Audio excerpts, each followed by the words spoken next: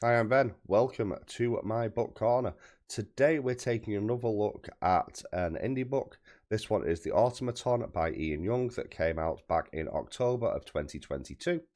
This is the second book that was in my Your Paper Quest book box from back in April.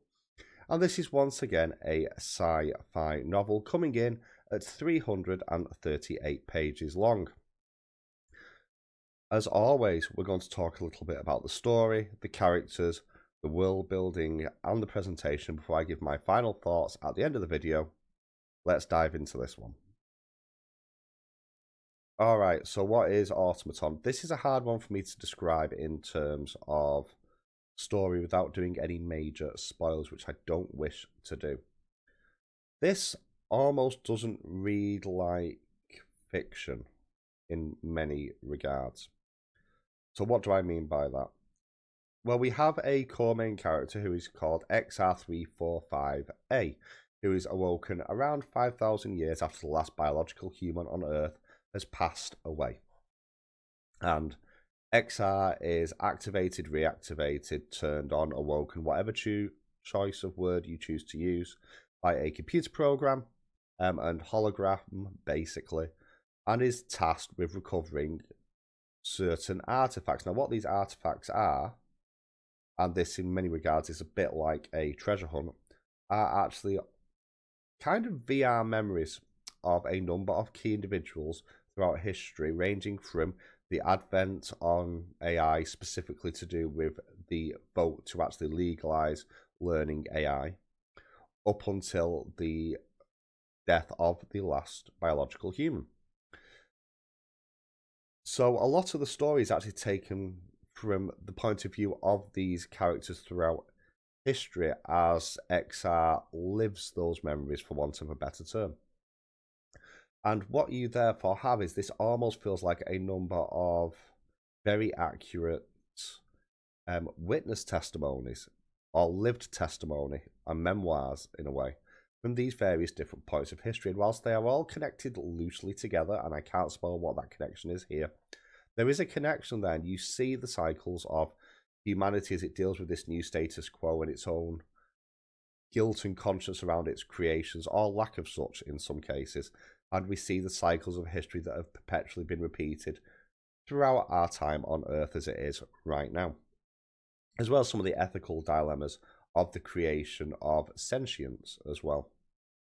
And this all then feeds into a decision that has to be made right at the end of the book, and a revelation of the ultimate fallout of everything that goes on between automatons and humans. And it doesn't go in the direction you necessarily would expect, although there are nods here to other sci-fi.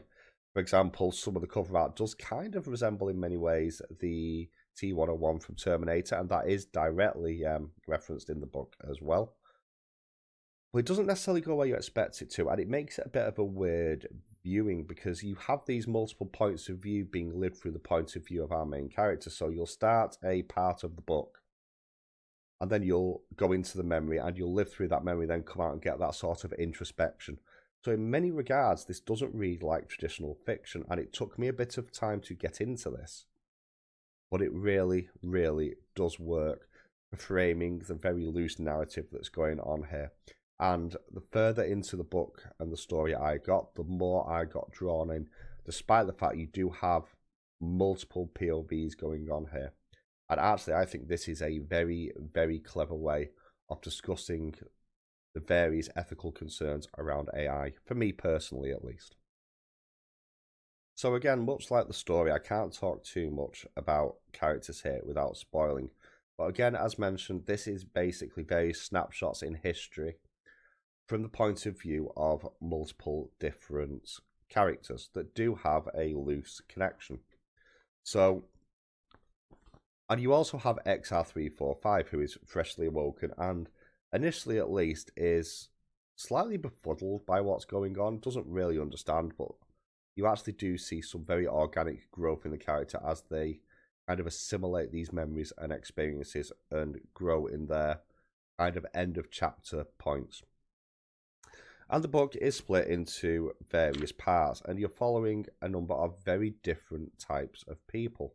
So it starts off by following counselor right at the beginning of the discussion around AI and his driving force for his beliefs, going into the reporter who is very much looking at the side effects of AI and does exposés on the government and various different stories about what they're actually doing and potential corruption, into the professor who's discussing the after the fact challenges of AI and the effects of AI on the state, into the soldier when AI not so much rises up, but when AI is abused by the powers that be.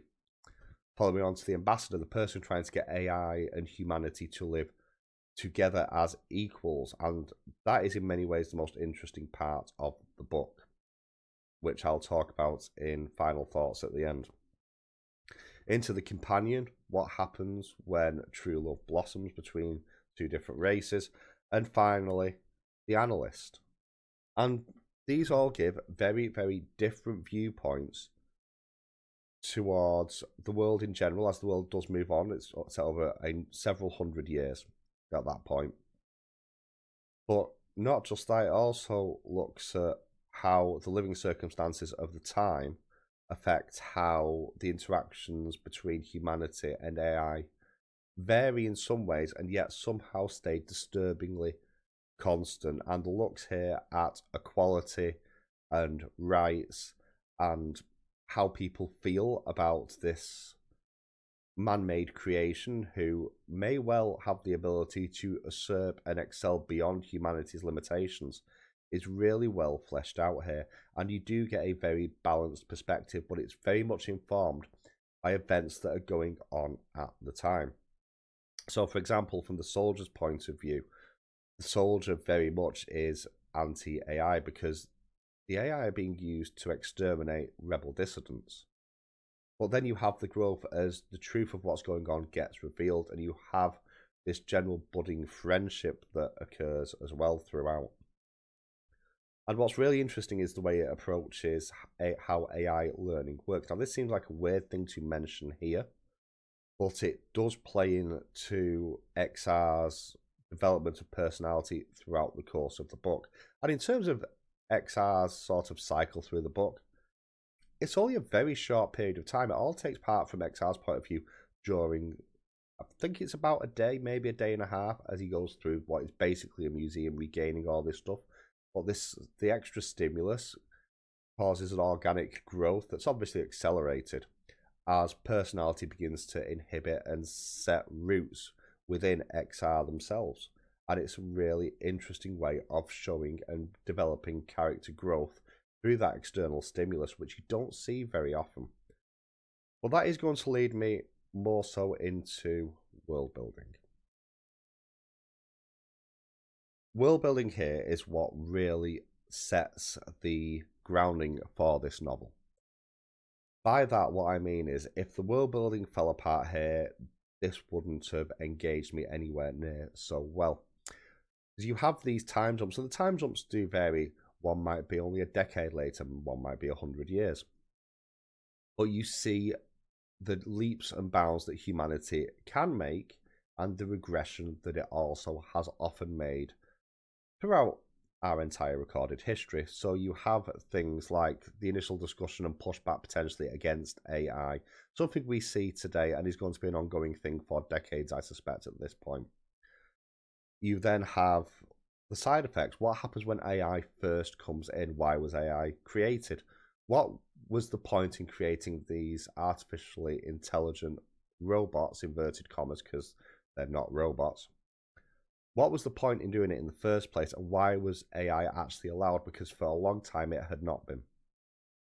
Well, then you have to deal with the side effects of that. Like, well, these are sentient creatures, but are they subservient to humanity because they were originally built with the purpose of saving humanity from a population crisis? Or are they equals? And you end up with this to and fro going on as we go through the various different repeating cycles of history until it hits a breaking point. Because you also have issues here with, it's all well and good having control over things, but what if the people in control are corrupt? And corruption, especially early on in the book, is very, very clearly signposted. The other thing that this book does talk about is nationalism versus globalism, and the fact that humanity, as a rule of thumb, does kind of struggle with this quite a bit. And this does a really good job of looking at the fact that equality is a really hard thing to get without making everybody be exactly the same. And what do you lose when you force conformity? Because one of the biggest strengths of humanity as a species is its diversity, its different beliefs, its different cultures. The more you take that away, the less dynamic humanity becomes, and in many ways, the less progressive and the more censored. But that also then leads into the nationalistic thing, which is something we see in our current day, where we reach out for globalization, then we begin to don't like what globalization means. We draw back into national identities and become very, very hostile to the outside. This is an increasing movement we've seen throughout Western civilization, in particular with the growth of far-right nationalist parties over the last decade or so in particular. And it does look at that, but then it flips that look. How does equality work when you're comparing humanity to the automatons? Because they are faster, stronger, and smarter in every way that realistically matters. An automaton is superior to a human, so how do you mitigate that? Do you force the conformity, and what are the drawbacks of that overall? And it is a really interesting philosophical look at those challenges. The other thing I do like is the way this looks at how AI is taught. Now, I don't know how AI learns stuff, but there's an example given in here of you give an AI a thing and you tell it what the thing is. Then you give them another thing and you change one aspect to tell them that it's still the same thing, and you give them various different things until and the example that was used here was a cube. You give AI a cube and tell them it's a cube. Then you give AI a cube that's red and tell them it's a cube. Then they give them a cube that's blue and tell them it's a cube. Then you give them a cube, well, not a cube, you give them a cuboid of different dimensions and tell them it's not a cube because some of the lengths of the sides are different. And it teaches the creative thinking for the AI to figure out, well, what is it that makes this a cube without telling the AI what makes a cube?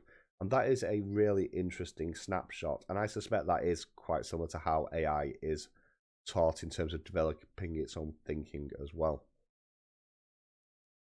And I really do like how much, despite the progression of humanity throughout the story at many points, how often it takes the steps backwards as well, which again is very on course. One point in the book that does mention is it doesn't matter whether a change is good or bad.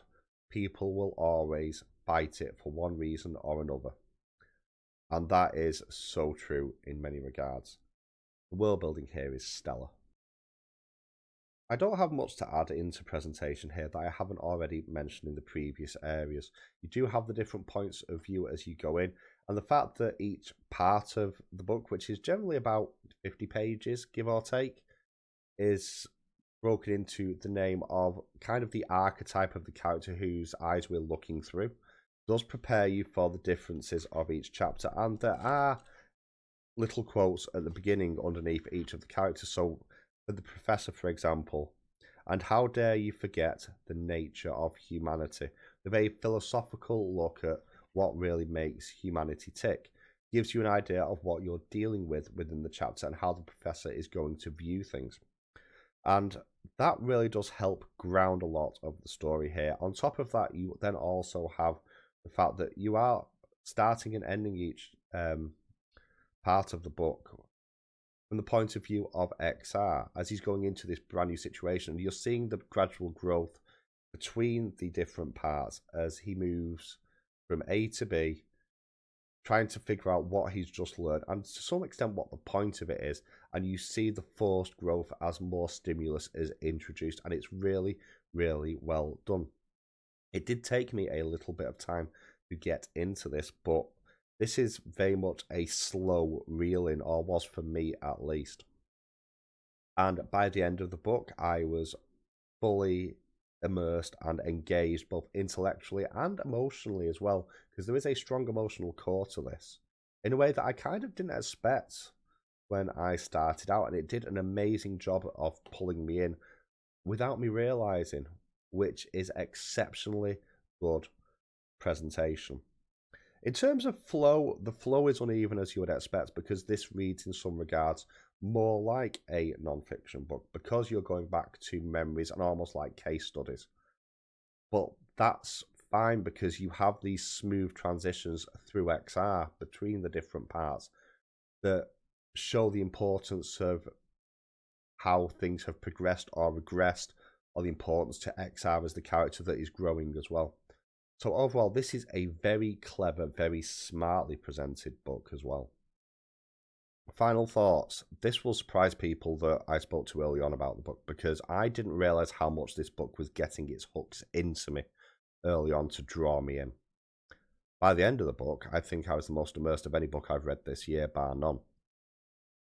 I've given this book a 4.5 stars out of 5. It loses marks because it took some time for me to get into it. But that being said, I think that was an important point for the book as it slowly but surely peeled back some of those layers. And this does ask some very important questions and make some very, very accurate, I would say, observations about humanity as a whole and as an individual, bizarre though that sounds. The idea of how humanity pushes back against change whilst trying to embrace it at the same time, and that dichotomy that you constantly have there, is really interesting. And we're seeing it now with AI in general. The fact that this is looking at the moral and ethical concerns of AI and the dangers of what happens when you go from sentient AI, which we're not quite at that point yet, although we're getting close, to sapient AI, which is the idea of actual conscience and self-awareness, is a question we're going to be grappling with for decades, if not longer, at this point. But also, the really interesting thing to look at here is the difference between the automatons in terms of overall species view and humanity. Humanity is very individually driven in many, many, many regards and will push back against change, even if that change ultimately is for the betterment of more, but not necessarily for that specific individual. And that idea of individualism versus the collectivism that the automatons seem to have by nature, and the idea of making stuff better overall for everybody, is a really interesting point of view to look at because, as this book shows, humanity has a habit of going towards being better for all and then falling off that cliff and then having to climb back up again. And the difference in the approaches to both those ideologies is really interestingly explored here. This is an incredibly clever book that was ultimately a really engaging read. I highly recommend this, especially if you're someone who is curious about AI in general. This does ask a load of questions about some of the concerns and the ethics involved there, and some of the challenges that we maybe, or maybe not, will face in the future. So overall, I really enjoyed this book, and I will say that my first ever book box has been a resounding success. But that's my thoughts on this one. I would love to know yours. Let me know in the comments. I will catch you all very soon.